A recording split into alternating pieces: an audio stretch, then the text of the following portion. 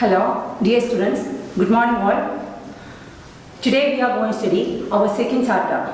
In the first chapter, we have discussed the medieval empire, the famous rulers of the medieval period who ruled in different parts of India, etc. Okay, so today we are going to study a new chapter. In this chapter, we are going to study about medieval period, but not about different empires or different dynasties, but today we are going to study about the development of trade, then art, different crafts, then development in agriculture, etc. during the medieval period. Okay, now I hope that all of you are ready for studying our second chapter. Okay, so warm welcome for all of you in this exercise. So please take all of your textbook. I hope that now all of you have got your textbook. Okay, then take page number 21st. Okay, then you can see there is a memoir written by Babur. You know who was Babur? Who was Babur? Yes, he was the founder of which dynasty? Yes, Mughal dynasty. Okay, so he has written some famous words about the diversity of our country. Then all of you please read that. Okay, you can see that memoir here. So all of you please look at the board.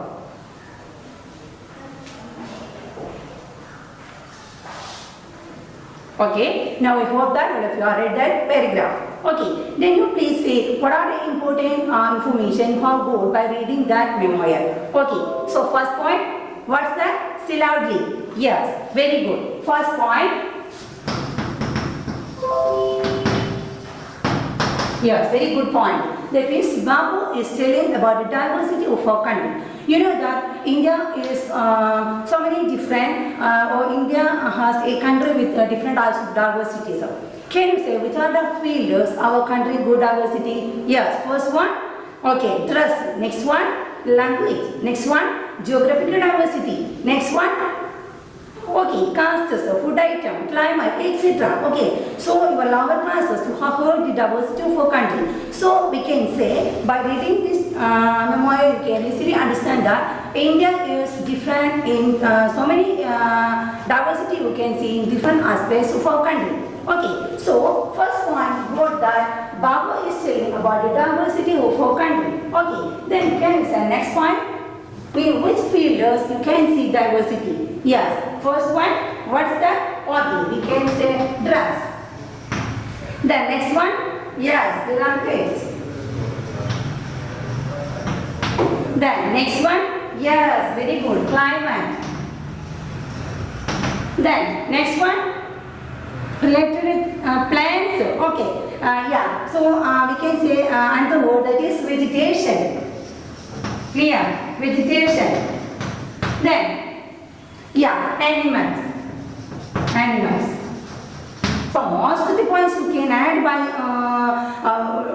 observing different parts of our country. You know that from state to state, our climate is totally changed, language is changing, food habit is changing, dress is changing, and festivals are also changing. Okay, so by reading that memoir written by Babur, the name of that memoir is known as Baburnama. You can easily understand the diversities of our country. Okay, then because of this diversity, you know that different parts of the world, so many travelers who visited our country during the medieval period.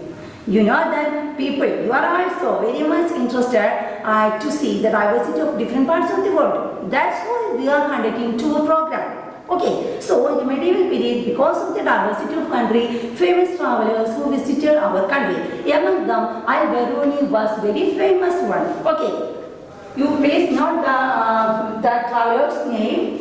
It is the traveler's name Al-Biruni. Okay, Al-Biruni.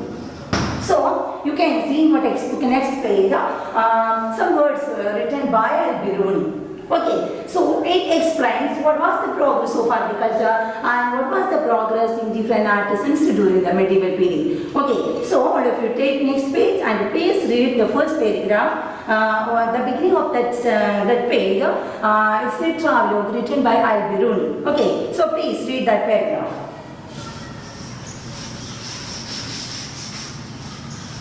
You can see the words of Al-Biruni here. So all of you look here. Okay, please read that.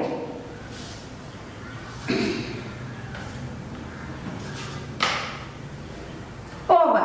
Okay, now you please say what are the important points you have collected by reading that. First point, yeah, he reached India from which part of the world? Okay, from which part of the world? Central Asia. Okay, so Al-Biruni reached India from Central Asia. Okay, the next point. What was that? Okay, the points related with the tax. Okay, so how many tax was there? How many tax collection system was there? First one, okay, tax for land, or we can say land revenue. The next one, there is one word, grazing. You know what's the meaning of grazing? Cattle rearing, you know. Cattle rearing. Yeah, that means the medieval period agriculture was the main occupation of the people. So most of the people reared or tamed or domesticated different types of cattle. So they want to get their own food from different places, grasslands. Okay, so people selected some particular places for grazing their cattle. So for such lands, the people had to pay a particular amount of tax to the rulers. So we can say such type of tax is known as grazing tax. Clear? Grazing tax. Grazing means in Malayalam is a natural style. Okay, so grazing tax collected by the rulers. Then another important tax collected during the medieval period was the tax for trade, or we can say income received or income got from the trade. So these were the three important taxes collected during the medieval period according to the words of Al-Biruni. Okay.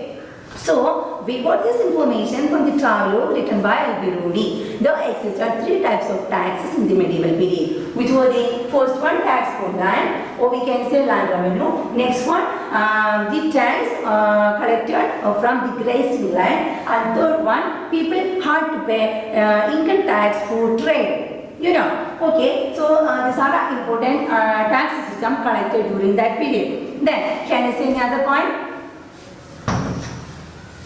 Which was the important occupation? Agriculture. Yes, very good. Then, which were the crops cultivated during that period? Which were the crops? First one, cotton. Next one, yes, indigo.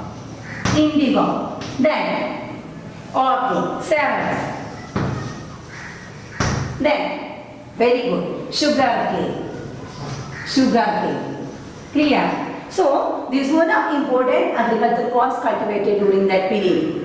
Okay, once again, Al-Biruni, who reached India from Central Asia, then according to his words, we can understand that during the medieval period, there existed three types of taxes. One tax for land, another tax for grazing land, then another tax for the income got from the trade. Clear? Then the agriculture was the important occupation during that period that already you have studied. Then which were the agricultural crops cultivated during that period? First one cotton, next one indigo, then different types of cereals, then pulses also, then sugarcane are the important agricultural crops during that period. Clear? Then you know that the famous rulers in the medieval period you studied. First one, Sultanate period, and another one, Mughal period. We studied, in our earlier chapter we studied the Sultanate rulers and the Mughal rulers. They were the famous rulers in the medieval period. So, these rulers, they had served or they had helped the people for the development of agriculture in different ways. First of all, that, you know that even though the agriculture was the main occupation, at that time, so many places were not used for cultivation. So, these rulers offered a gift to the cultivars or farmers. They told that those who are ready to cultivate in such land, that ownership of that land will be given to these farmers. So, farmers were ready to come and do the agriculture work. Why? Because they had to get the ownership of that land. Okay, so first activity from the rulers, we can write, they were ready to provide ownership right. Ownership right to the farmers. Listen, ownership right to the farmers is not so easy nowadays, because now if we want to get a particular land, we want to pay huge amount. But during the medieval period, rulers were ready to give land freely to the farmers or cultivators if they are ready to do agricultural work. Okay, that means the rulers in the medieval period, they supported or they motivated the farmers to do more and more agricultural work. Clear? Then next one, rulers were ready to provide enough seeds, good seeds for the farmers. Clear? The next one, they provided different facilities for irrigation. Irrigation. You know that medieval period, most of the places were not getting enough water for doing agriculture work. So rulers were ready to conduct different programs or ways or methods to provide enough water facility for the farmers. Clear? So with other important activities from the part of the rulers, they were ready to give ownership right to the farmers. Next one, rulers were supplied or provided seeds, maybe freely or maybe at cheap rate. Then they provided irrigation facilities. Then one more point, you know that they collected taxes, different types of taxes collected by the rulers. But even then, they provided some tax relaxation to the farmers. Okay, so we can write that point also, tax relaxation. You know that agriculture is an important occupation of the people at that time, but agriculture is mainly dependent upon climate. If the climate is not okay, it is not good, the agriculture work will be collapsed. Okay, so if such a situation occurs, the rulers were ready to give some relaxation to the farmers, because if the agriculture work is not good, or means if it is bad, the farmers couldn't pay huge tax to the rulers. Clear? So these are the important activities supplied or done by the rulers for promoting agriculture work in the medieval period. Very important question, so please study this very well. That's why I am explaining more and more. Okay, once again, the ownership right was given to the farmers. Next one, rulers were ready to provide seeds. The next one, rulers were ready to provide irrigation facilities. The last point, farmers got tax relaxation from the part of the rulers. Clear? So now we study which are important diversity of our country. Then what is our important occupation during that period, and which are the important activities done by the rulers for the development of agriculture during that period. Then one more point to study which are the important agricultural crops. Which are important agricultural crops? Cereals, pulses, then cotton, then sugarcane, etc. Okay. Now,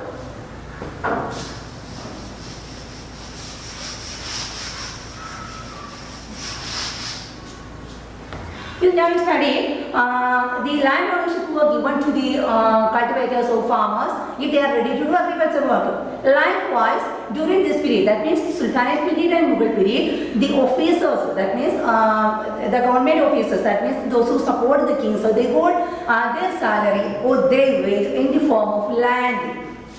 Okay, so salary in the form of land. Listen here. During the period of Sultanate and during the period of Mughal dynasty, the rulers or the officials, not rulers, the officials, they got salary in the form of land. Okay, so the officials who have got land as salary. So during the Sultanate period,